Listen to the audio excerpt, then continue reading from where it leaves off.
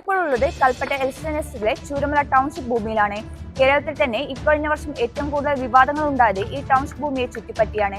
Township ഭൂമിയും ചൂരമല മുണ്ടക്കൈ ദുരിതഭൂമിയും ഉൾക്കൊള്ളുന്ന കൽപ്പറ്റ നിയമസഭാ മണ്ഡലത്തിൽ ഇത്തവണ നടക്കാൻ പോകുന്നത് ശക്തമായ രാഷ്ട്രീയ പോരാട്ടമായിരിക്കും. കഴിഞ്ഞ തവണ നഷ്ടപ്പെട്ട മണ്ഡലം LDF തിരിച്ചു പിടിക്കാൻ ശ്രമിക്കുമ്പോൾ നിലവിലെ MLA T സിദ്ദീഖിലൂടെ തന്നെ മണ്ഡലം നിലനിർത്താനുള്ള ശ്രമത്തിലാണ് UDF.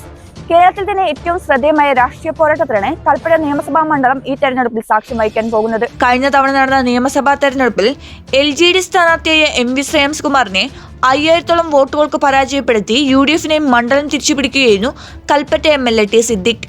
കഴിഞ്ഞ തവണ LGD സ്ഥാനാർത്ഥിയെ മത്സരിച്ച ശ്രേയംസ്കുമാറിന്റെ പാർട്ടി ഇത്തവണ ലാലു പ്രസാദ് യാദവിന്റെ പാർട്ടിയായ RJDയിൽ ലയിച്ചു. ഇക്കഴിഞ്ഞ വർഷം നടന്ന പഞ്ചായത്ത് തെരഞ്ഞെടുപ്പിൽ കൽപ്പറ്റ നിയമസഭാ മണ്ഡല പരിധിയിൽ UDF മികച്ച നേട്ടമാണ് കൈവരിച്ചത്. ആകെ 10 പഞ്ചായത്തുകളും ഒരു മുനിസിപ്പാലിറ്റിയുമുള്ള കൽപ്പറ്റ നിയമസഭാ മണ്ഡലത്തിൽ 8 പഞ്ചായത്തുകളിൽ UDF വിജയിച്ചു. LDFന് 2 പഞ്ചായത്തും കൽപ്പറ്റ മുനിസിപ്പാലിറ്റി മാത്രമാണ് ലഭിച്ചത്. തെരഞ്ഞെടുപ്പിലെ കണക്കുകൾ UDFന് അനുകൂലമാണ്. UDFിലും LDFിലും സീറ്റ് ചർച്ചകൾ പുരോഗമിക്കുകയാണ്. കൽപ്പറ്റ സീറ്റിന് ലീഗ് അവകാശവാദം ഉന്നയിച്ചിട്ടുണ്ട്. എങ്കിലും നിലവിലെ MLA T സിദ്ദീഖ് തന്നെ മത്സരിക്കാനാണ് സാധ്യത.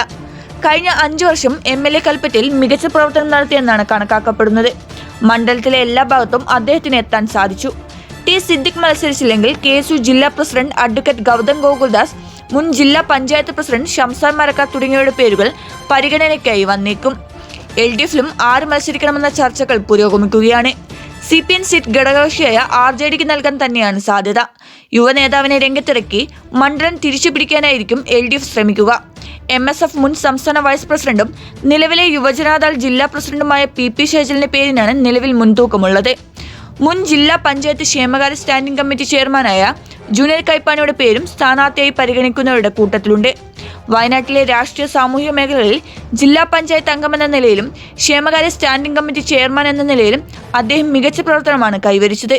മുൻ കോൺഗ്രസ് നേതാവും RJD സംസ്ഥാന കമ്മിറ്റി അംഗവുമായ PK അനിൽകുമാറിന്റെ പേരാണ് മറ്റൊരു LDF സ്ഥാനാർത്ഥിയായി കൽപ്പറ്റയിൽ പരിഗണിക്കുന്നത്.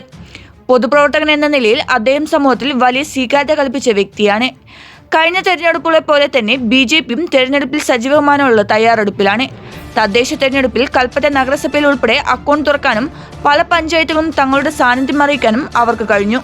ശക്തനായ സ്ഥാനാർത്ഥിയെ നിർത്തി മണ്ഡലത്തിൽ സാന്നിധ്യം അറിയിക്കാനുള്ള തയ്യാറെടുപ്പിലാണ് BJP നേതൃത്വം.